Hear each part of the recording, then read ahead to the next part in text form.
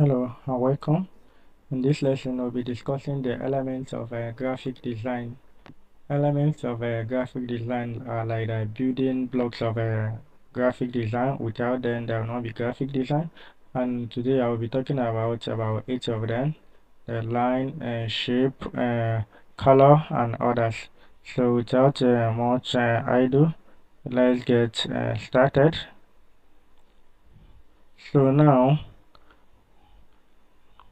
line are described as what building blocks of design. Lines can be continuous, broken, straight, or curved, smooth, or whatsoever. Just like we've been doing before, if you use artistic media too, you can draw curvy lines, and they are used for what, either to divide content, or they are being used for what, decorations. So that is it on the line. So you can see lines can be used to place emphasis on a word or phrase in a design, of course. So if you want people to see a particular phrase or more than others, you can use a line to create what hierarchy, and they are frequently used in magazines and what newspapers, yes, to separate, like just like this newspaper now. If you look at this now, you can see that the lines are used to what divide content here. So that is just what this one is talking about. So the next element we have here is what, shape, and you can use your lines to create shapes. And if you want to create shapes now, you just use lines together, like rectangle. Now we have 4 lines like that at a rectangle, and they are measured by the height and width. So the lines can be the shapes can be geometric, organic, or what, abstract shapes. So when we talk about geometric shapes, we have 3 basic like examples here. The common ones, we have the squares, the circles, and triangles, of course. So they are very common, and when the examples of geometry can be derived from what mathematical principle, they have a clear flawless edges are hallmark of what geometric shapes. It means that they are very perfect, and in reality, in nature, we cannot use our free hand to create perfect shapes like that. So, and these shapes now, they are not there for just nothing. Or in graphic design, they have a purpose.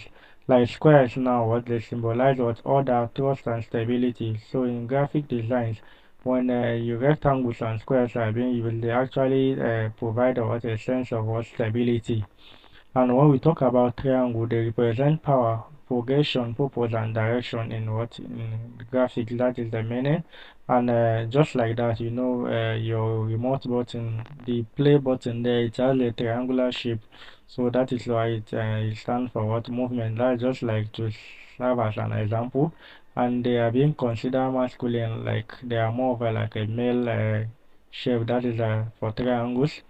And we have the circles now, they are regarded as the feminine shapes, and in graphic design they are used to represent what? Unity, integration.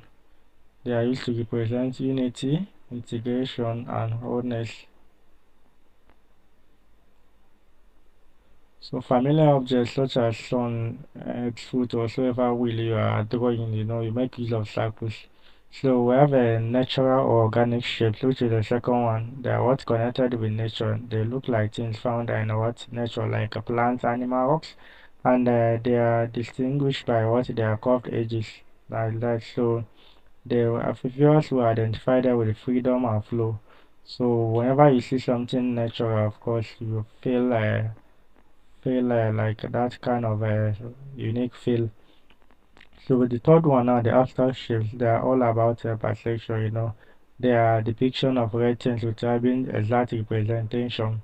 That doesn't mean that it is like that, but once you see it, you will know that, okay, this is what they are talking about, like popular website icons and street lights.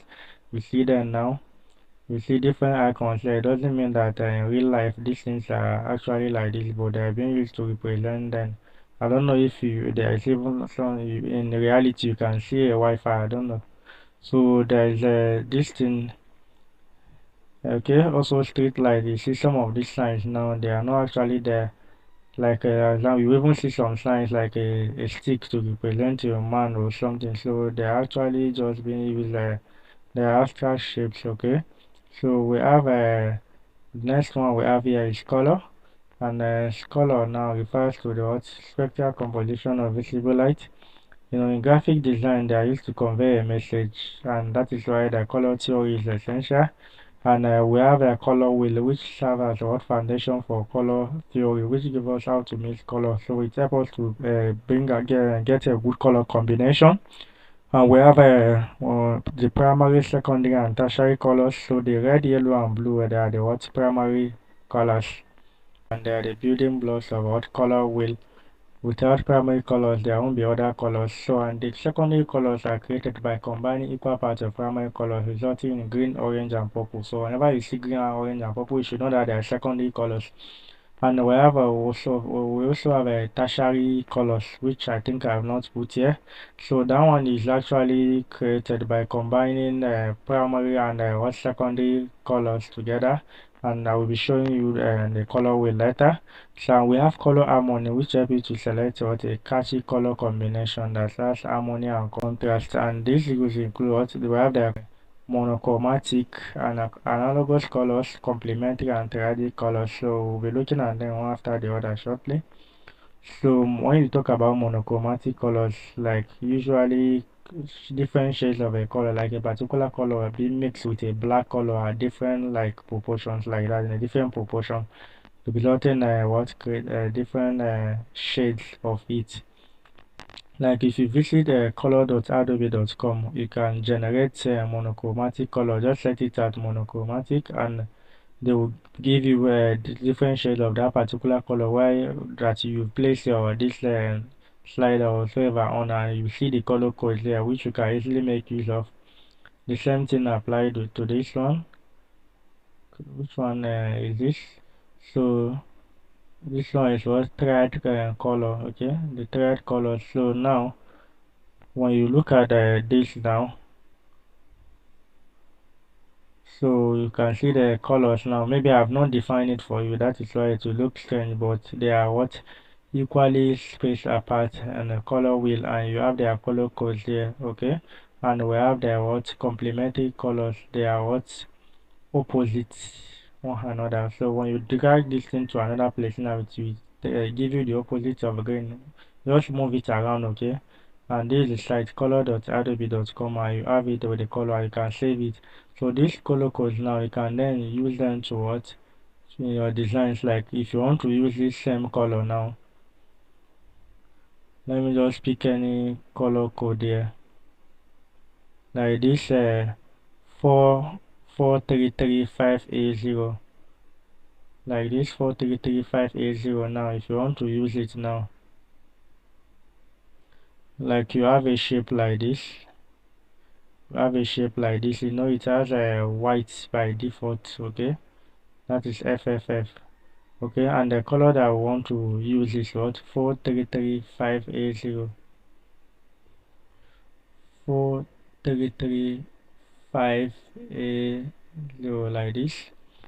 So once I press enter now, okay, this is it. Okay, it has already used this color for me. Okay, but I want to apply it to this object. Okay, I can simply come to either I go do it from there, or it doesn't have a fill, right? I will come to this place.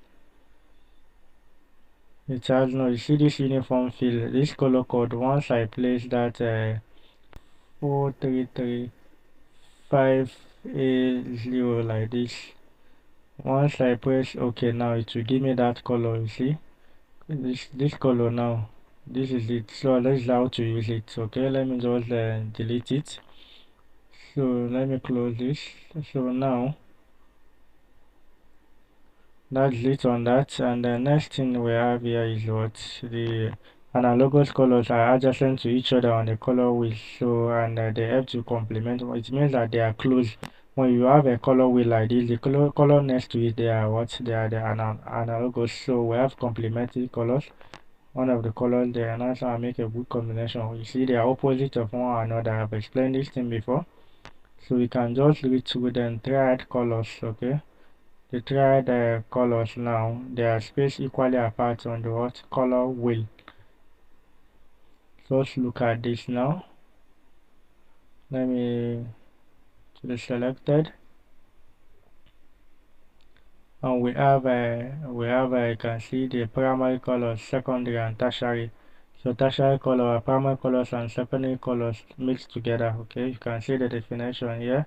Colors with tints and shades. Okay, that's it. And we have an analogous color. They are neighbors on the color wheel. So what they are saying here is that this is what complementary opposite. Okay, yellow primary and secondary. They are just explaining them. So when they are talking about analogous colors, like these ones now, they are neighbors. Okay, these two now, I can see they are close. That is why they call it analogous, and complementary, they are opposite, and the triads, they are what equally spaced apart. And when we talk about the warm and what the cool colors and the warm colors, you can see that they are divided again. So when you talk about warm colors, like all these yellow, orange, red, and whatsoever, they breathe energy, positivity, and sense of sunshine to any room. So that is why they represent what energy and what positivity. And when you talk about cool colors now, like green, blue, and purple, this side, okay. So they are on like they bring like a sense of relaxation and calmness. Okay, that is what they represent. So if you want to design a flyer now, depending on what that thing is talking about, you should know the colors that will go well, okay? So I believe with this little we've talked on this color theory now, you and if you want to make use of any particular color now, like a blue color now, you don't know the combination that goes with it. It's either you come and check it here, you visit the site that I've placed before, color.adobe.com to generate it for you, or you just simply type a blue color scheme like that on Google or wherever, they will bring out other like blue color combinations for you with their code like that, which you can input the values just the way I did earlier. Okay, and you have your perfect color. Okay, so the next thing now I would like to talk about here is what the form. Okay, making a for shape 3 dimension and give it form. Okay, that is it, talking about 3 dimension, and it is defined by shadow and enhanced by color and texture. So like it just gives your image more visual dimension and interesting, and can be interesting and captivating to the eye when it has that 3D form. Okay, so you can have organic or geometric forms to convey sense of order, and you can just check through this. Okay, that is what the form is all about, how you make your design look like. So you know, some people will have the 3D effects to it to make it pop out more. Okay, we have a texture now, which is the surface quality of your what is the design. It's called texture, and what it can bring another dimension to your piece. Okay, there are many ways to go about adding texture. So you know that the texture can do or do away attention depending on how properly it is being used. And we have of course it enhances visual elements such as what color space and typography. So when you look at this, you can see certain texture can trigger mind emotion responses. Okay, and it can be used to emphasize seriousness or softness.